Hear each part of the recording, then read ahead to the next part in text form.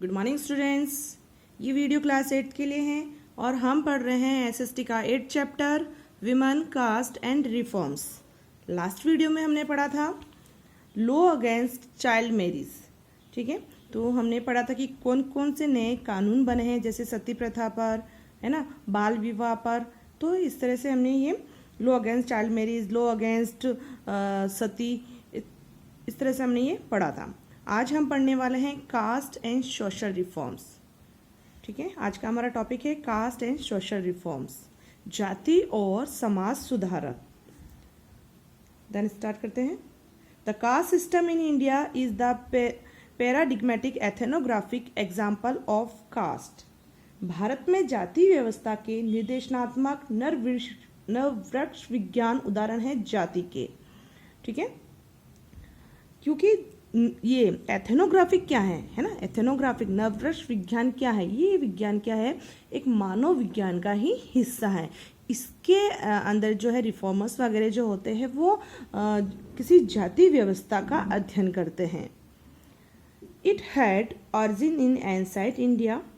इसकी उत्पत्ति जो है वो प्राचीन भारत में हुई थी and was transformed by various ruling elites in medieval early modern and modern India, especially the Mughal Empire and the British Raj।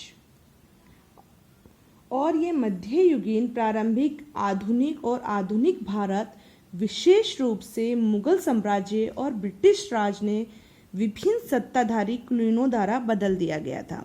The role of the British Raj on the caste system in India was controversial.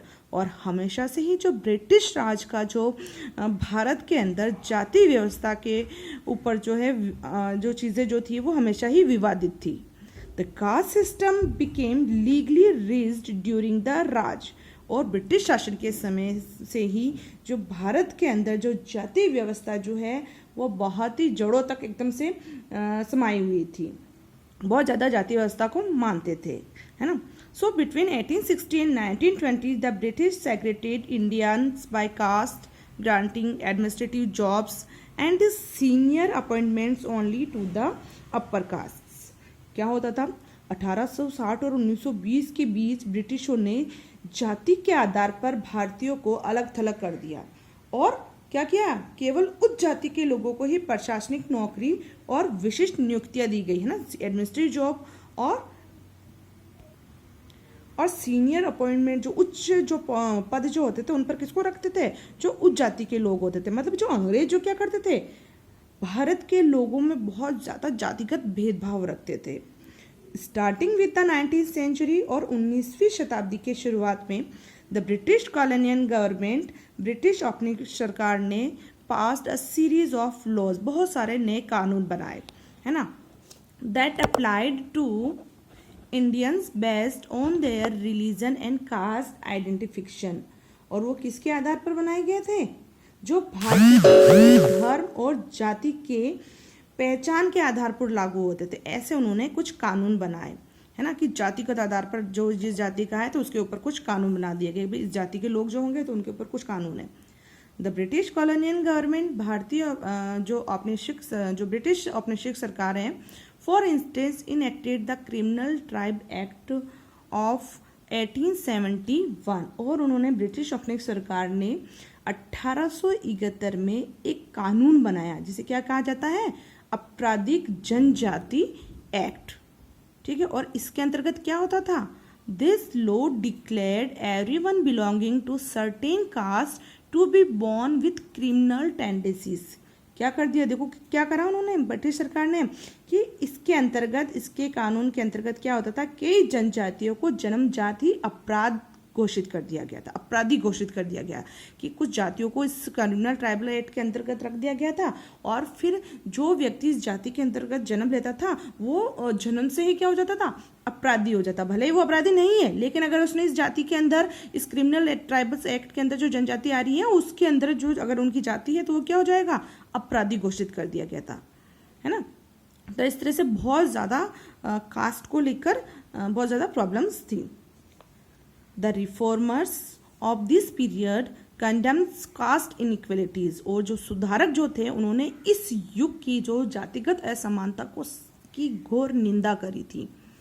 Raja Ram Mohan Roy, Ishwarchand Vidyasagar and Swami Vivekananda also worked for caste reforms. देखो बहुत सारे समाज सुधारक थे, जैसे कि राजा राम मोहन राय, ईश्वरचंद विद्यासागर, स्वामी विवेकानंद। उन्होंने इस जाति के अंतर्गत सुधार करने के लिए बहुत सारे काम करे। In western India, Gopal Hari Deshmukh, Jyotiba Ramkrishna Bhandarkar, M.G. Ranade and Ramabai Ranade were the prominent reformers of Western India. All of them spoke and wrote against the caste system. और जैसे कि वेस्टर्न भारत के अंदर भी जैसे गोपाल हरि देशमुख थे, ज्योतिबा रामकृष्ण भंडारकर, M.G. Ranade, रमाबाई रानाडे, ये कुछ प्रोमिनेंट रिफॉर्मर थे वेस्टर्न इंडिया के अंदर, और ये इन सब ने जो है कास्ट सिस्टम के अगेंस्ट लिखा और उन्होंने बोला भी था।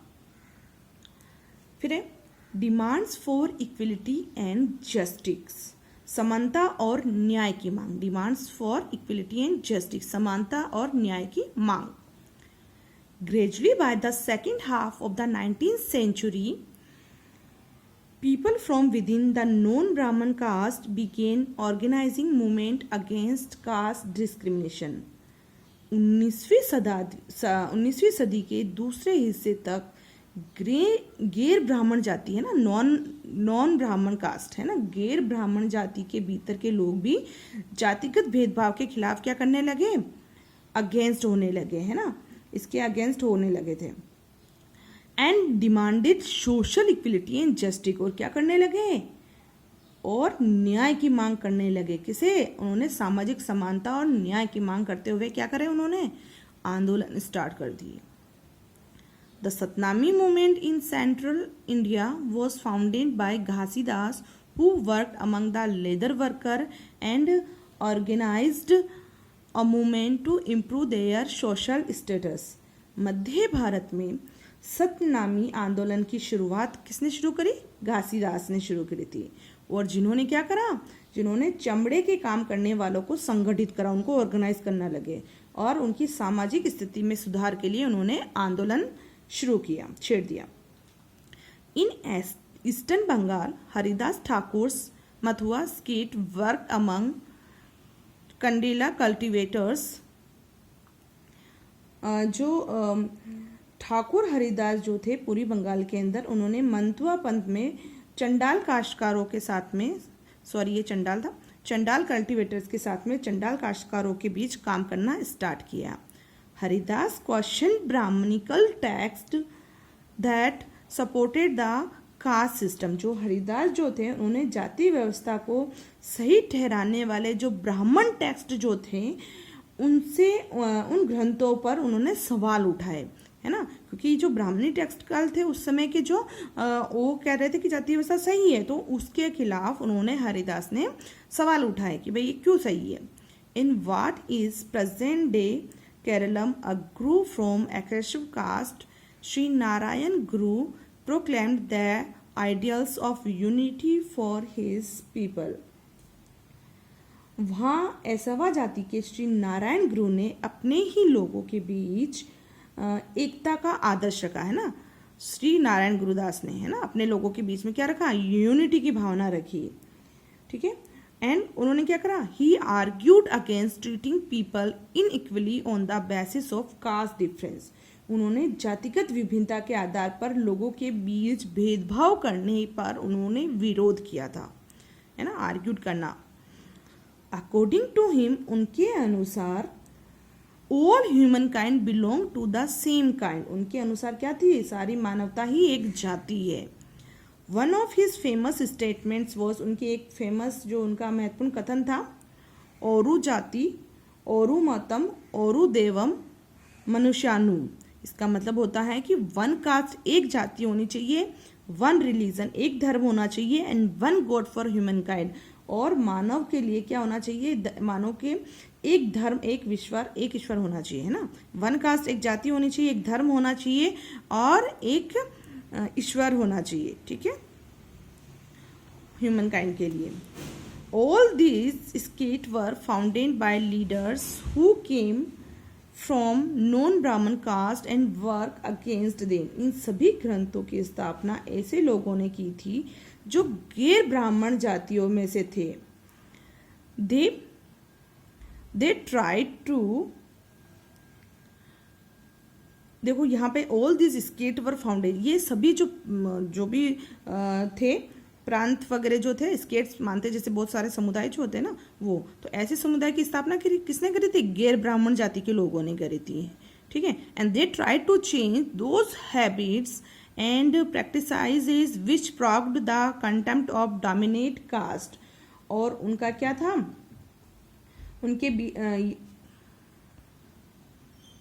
उन्होंने उन आदतों और तौर तरीकों को बदलने का प्रयास करा था, है ना, जो कि वो सहनीय जो थे उन आदतों को उन्होंने बदलने का प्रयास किया था। And they tried to create a sense of self esteem among the subordinate caste, उन्होंने अधीनस्थ जातियों में स्वाभिमान का भाव पैदा करने का प्रयास किया था, है ना। ऐसी जातियां जो कि जो प्रभुत्वशाली जातियां, जैसे बहुत ज़्यादा जो उच्च जातियां होती थी वो नीची जातियों का क्या करते थे? अपमान करते थे। तो ये जो नॉन ब्राह्मण जो लोग जो थे, उन्होंने क्या करा? उन जातियों में स्वाभिमान की भावना पैदा करी ताकि वो लोग भी अपने को कम ना समझे, ठीक है। तो आज हम यहीं तक ही पढ़ेंगे। आज का आपका होमवर्क है क्वेश्चन 4 तक आपने पहले कर लिए थे, आज मैं आपको करा रही हूँ question 5। Why were Christian missionary attacked by many people in the country, Bharat में कई लोगों ने जो क्रिश्चियन मिशनरीज पर क्यों अटैक करा? Would some people have supported them to its so for what reason, और कुछ लोगों ने उनका समर्थन भी करा, तो इसके पीछे क्या रीज़न है? तो इसका आंसर है,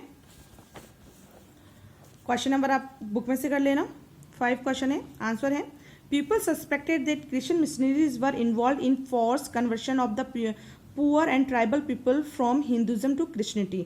कुछ लोगों का ऐसा मानना था, ऐसे संदेह करते थे कि जो क्रिश्चियन मिशनरीज जो थी वो गरीब और जो जनजाति वाले लोग जो थे उनको हिंदू से क्रिश्चियन धर्म में परिवर्तन कर रहे थे। And if some people converted to Christianity would get a golden opportunity of going to school, और कुछ लोगों को लगता था कि जो क्रिश्चियन बनने कन्वर्ट टू क्रिश्चियनिटी, क्रिश्चियन बनने की वजह से उन्हें स्कूल जाने का एक सुनहरा अवसर मिल रहा था। The school would equip them with some resources to make their way into a changing world, और जो स्कूल जो थे वो इनके जीवन में एक सुधार लाने का काम करने वाले थे। इसलिए कुछ लोग इनको अच्छा मानते थे तो कुछ लोग उनका विरोध करते थे। नोट कर लो इसको। Thank you.